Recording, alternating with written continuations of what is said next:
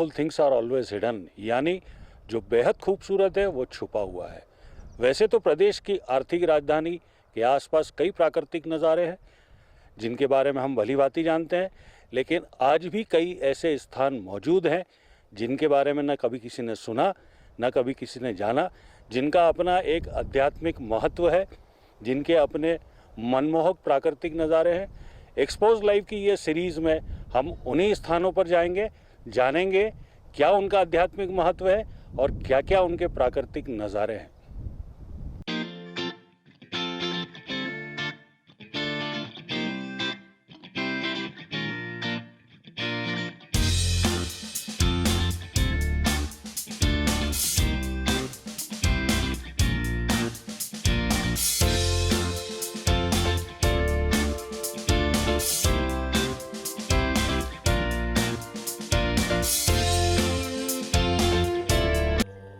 इस वक्त हम खड़े हैं स्वयंभू सिद्धेश्वर महादेव मंदिर में और ये ग्राम कालोदिया में है, महेश नगर में।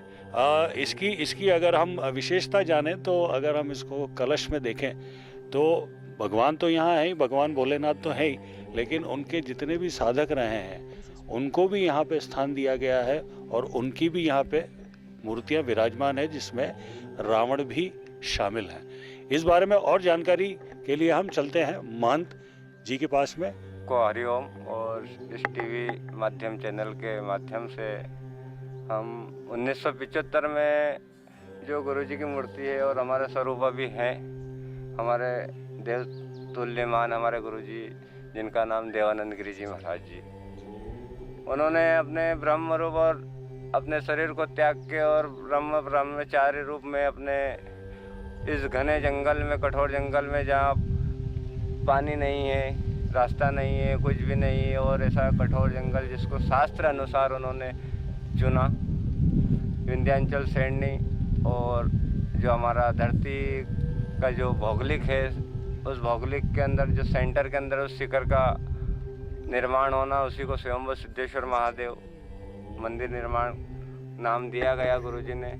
और इसकी विशेषता यह है कि मंदिर में तीनों काल में शिव भक्त जो भी हुए उन सभी की मूर्तियों की प्राण प्रतिष्ठा एक चित्र रूप में मंदिर शिखर के चारों तरफ गुरुजी ने करवाई।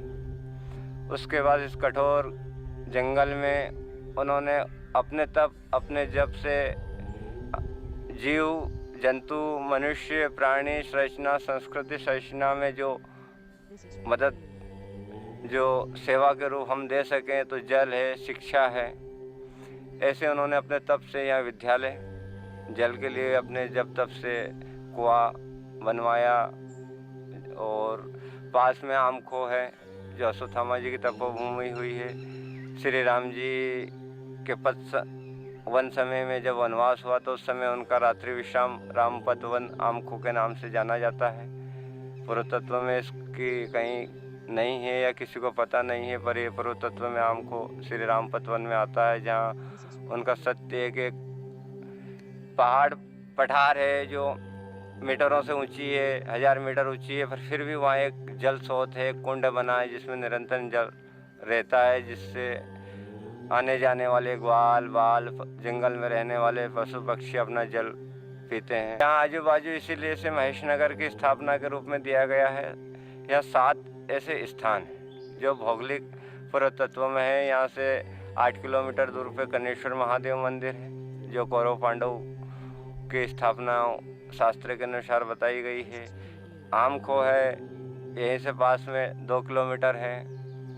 यहीं से जो है पास में ये जो 700 मीटर आश्रम की दूरी पे है वो नागझिरी है, उसी को भी बताई गई है। यहीं से जो है 1.5 किलोमीटर और आगे जो अभी इसी रास्ते मार्ग पर ऋषि महाराज जी का स्थान है, उनका भी बताया गया है। ऐसे यहाँ महेश नगर स्थापना, नरसिंह जी महाराज जी का भी यहाँ से तालाब है, तालाब के पास वहाँ उनका स्थान पुरातत्व स्थान है।